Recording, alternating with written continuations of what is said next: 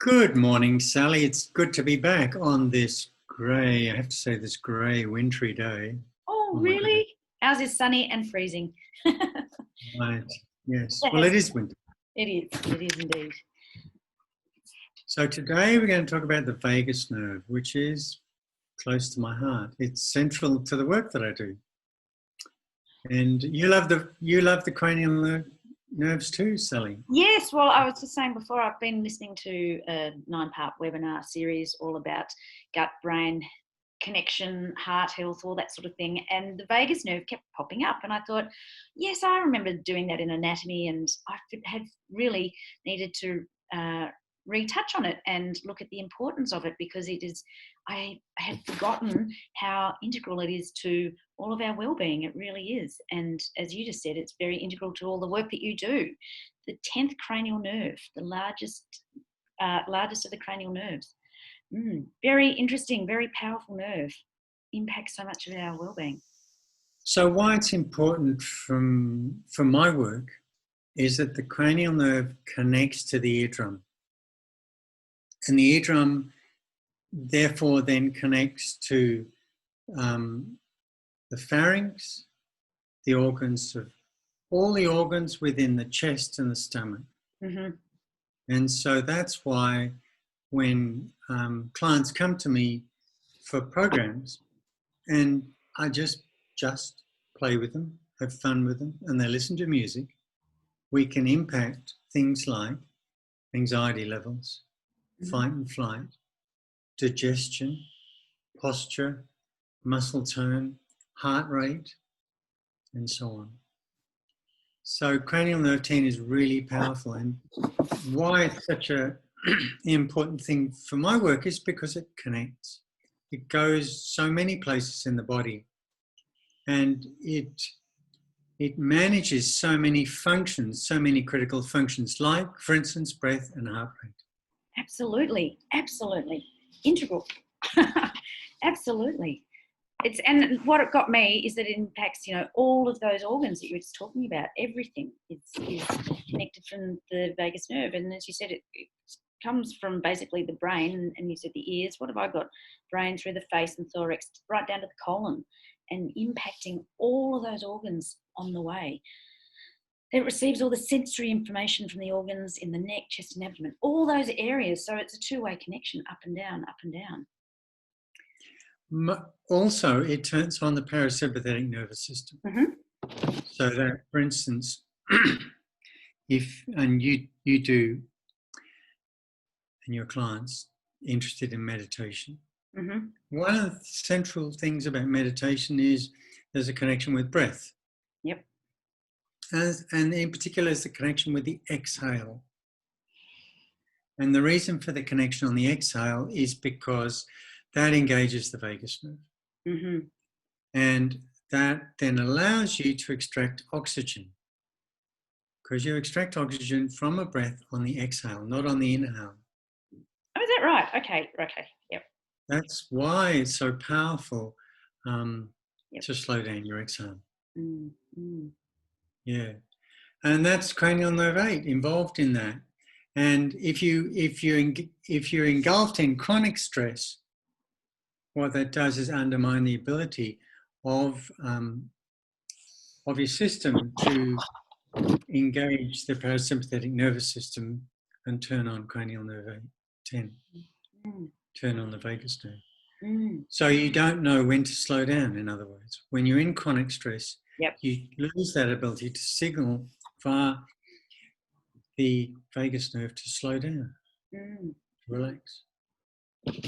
Yeah, I love all that, because as you said, with the parasympathetic, it's the heart, the lungs, the digestive tract, and it gives you info about pain, touch and temperature as well, all that sensory sort of information. And as you said, it changes the blood pressure and oxygen levels are all through the vagus nerve. It controls muscles in the pharynx, soft palate, the larynx, and it's all involved with the speaking and swallowing. So yeah, everything all your area of work is all around this vagus nerve. And there's so many things that can impact it, as you said, the stress and anxiety, and there's lots of things that are susceptible when the vagus nerve is impacted, you've already touched on it: depression, anxiety, obesity, cardiovascular disorders, hypertension, diabetes, digestive disorders, of course, chronic inflammation. Inflammation came up lots around the vagus nerve, kidney malfunction, infertility, Parkinson's. They were just some of the things come up when we don't have a healthy vagus nerve. It affects your decision making and leadership as well. And as you said, it's impacted big time by stress and anxiety, lifestyle factors, of course. Overworking is another one, and even lack of exercise when you're not eating well, and of course sleep, impacting all of that, because it's impacting everything. Yeah, it plays a central role in the balancing of the sympathetic and parasympathetic nervous systems. Yeah. We need them to be in balance to be able to respond to stresses and urgent, situations, but also to calm down and get to sleep. Yeah. Because of course It also sorry, go on. it also is centrally involved in nutrient balance, mineral balance, hormones, immune function, and of course inflammation. So that's why I love it, and that's why I do the work I do. And I mean, I've looked up a few texts for today. The most accessible one is Norman Doidge's that's one of Brain's Way of Healing. Yeah. And he talks about the work of Ron Minson, who was my teacher, my mentor, my friend. Also talks about the work of Stephen Porges, who's developed a theory and a system around this. And Stephen Porges talks about the vagus nerve allowing your system to get ready to attend, to be available to communicate, and then to be available to learn. And by stimulating the vagus nerve appropriately with the programs that I use and others use, we can improve that availability just to be present, to interact and to learn, and that's very powerful. I saw in a bit of my research a lot of humming came up. Humming or singing, it helps heighten your vagal nerve. Do you do that with your clients? That's because I don't, but I do encourage people to hum, particularly in the shower if they're feeling a little bit self-conscious. That's because when you hum, like if we do it now, Sally. This is fun. Put your hand there and hum. You can feel it. You can feel it in your hand. Now, the power of the hum is in that low frequency vibration. Right. And what that does is it grounds and calms you, because that vibration runs very strongly down through a system called the vestibular system, which is the balance system, and it just calms you down. That's why chanting was evolved in the Christian tradition and in the Buddhist tradition and many traditions culturally, because it calms you and grounds you. Yeah, we do a bit of that in one of my yoga classes, and it's really cool. Another thing that came up about heightening or stimulating your vagus nerve is putting cold water on your face. So I'm always as a kid, if you need to wake up or whatever, you wash your face with cold water, but it's actually stimulating the vagus nerve. I thought that was interesting. Any sudden shock, water on the face, a tiger jumping out of the cupboard at you, right, will run you into fight and flight, and then when you recover from that, the vagus nerve is engaged. Yeah, good. Meditating has come up a lot, of course, and and yoga, that sort of thing. But I really like it, and the breathing slowly. And I didn't realise, all the exhale. It's just, I love that breathing, impacting. It's great. So some of the, we've already touched some of them, involuntary body processes, breathing, as we've just spoken about, speech, swallowing, heartbeat, blood pressure, hearing, as you've said, taste, circulation. Taste is a good one. Digestion and gut health. So it controls your bladder movement, even orgasms and fertility. Here you go. And the peristalsis, the contraction movement, and the intestine influenced by the vagus nerve. Right. If we have constipation, we Yeah, can improve. Yeah. it's such, yeah, well, I don't know. In my circles, I don't really hear much about the vagus nerve, only when I was doing more research into the gut-brain connection or that sort of thing. But, it's a good one to look after. It really is. It impacts all of our functions. It's buried in the anatomy books mostly. There's another book which I've shown you before, but I'll bring it up again. A wonderful book by a very clever man called Robert Sapolsky. Yeah. Why Zebras Don't Get Ulcers, and he talks about the vagus nerve in here. Yeah, right. Of course, because it's connected to anxiety. And then there's another book just on sound therapy by a woman called Doreen Davis, and she talks about the vagus nerve. So mostly you'll find references to vagus nerve in the anatomy and physiology texts, but these are three where it kind of uses practical real-life examples. So there's another thing out of the anatomy which is kind of interesting. There are stretch receptors in your major arteries, and where the aorta forks, there's a stretch receptor, and that feeds information to the vagus nerve, and that allows the vagus nerve to regulate blood pressure via a thing called the aortic reflex. And what that does is manage blood pressure and heart rate so that you get the blood flow that you need in a particular moment without overshooting or undershooting. Yeah. And that's just done in the background every second of your life. Amazing. Awesome stuff. Yeah. Hugging and massage also help support vagal nerve. Yeah, so we love hugs, don't we? Hugs are so good. Yeah, absolutely, yes. Do you hug your plants at the moment, Sally? Well, remember we had that poor sad tree at the front, and that was the one that I had to go and hug, and unfortunately it's gone, but it has been replaced with another one. Yeah. Oh, what have I got here? By stimulating the vagus nerve, it can help relieve depression by 67%, decrease cortisol by 56%, and reduce anxiety by 71%. That's huge.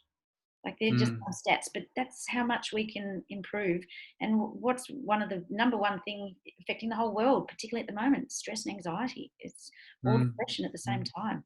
Reducing that by around 70% by stimulating your vagus nerve, or not stimulating, looking after it, with your breathing, your meditation, your hugging, your laughing, splashing cold water on your face, whatever it is, singing and chanting, as we were just talking about. Be great. Have you got some cold water there, Sally? I'd just like you to. Yes.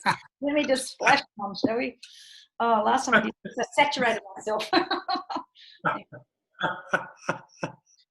Oh, dear. My glasses, silly. Wake up. There we go. I'm stimulated. That's good. I'm impressed. I'm not feeling anxious or depressed anymore. I'm laughing. So it's all good. I wet my glasses. Yeah, so I think it's a really important little nerve to know about. The number 10th cranial nerve, the vagus nerve. Very important. Brain to your butt, really, and looking after all of your insides and helping reduce stress. And of course, most people don't know about the cranial nerves, and nor do they need to, but it's all about balance. Yep. About balance between, the stress, and we need a level of stress in order to stay engaged. Yeah. In the old people's home, that's why I don't want to ever go one, because they don't have enough stress. It's just too bloody boring. That's what fall over and die. So we do need some level of stress, which is called eustress. But when you talk about stress today, it's about excess stress. Yep. Yeah. We need. And once again, out of balance. Yeah, out of balance. Well, long-term wellness is about managing out the long-term stress. Yeah. Changing your lifestyle. Yeah, exactly. Long-term, you have decisions. Short-term, you've got the mortgage. Yeah, it's absolutely true. And it's preventing, stuff down the track as well. We want to prevent all these illnesses. Cardiovascular disease is just hideous. So every 11 minutes, a person dies in Australia of cardiovascular disease. It's like we want to reduce all that sort of stuff. We can do that by simple things now, hey? Yeah, and the main thing is to, celebrate wellness and well-being and implement preventative strategies, which very few people do, which the health funds don't support, which Medicare doesn't support, unfortunately. So there's we've talked about this many times. Yeah. So you have to take self-responsibility. Absolutely. You have to pay for yourself. Absolutely. Do it yourself. Allocate the time. Absolutely. And, diet and exercise, sleep, and managing your stress, 4 key components. You left out your favourite one, Sally.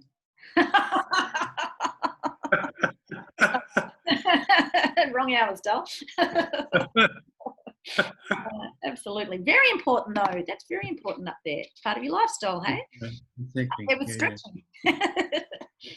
Yeah. I'm sure the vagus nerve's involved there somewhere. It came up. Orgasm somewhere. Yeah. Oh, dear. Well, thank you very much for chatting about that, Harry. You're always a wealth of information, and I learned so much. Sorry, I've just I'll just reply to that later. Yeah.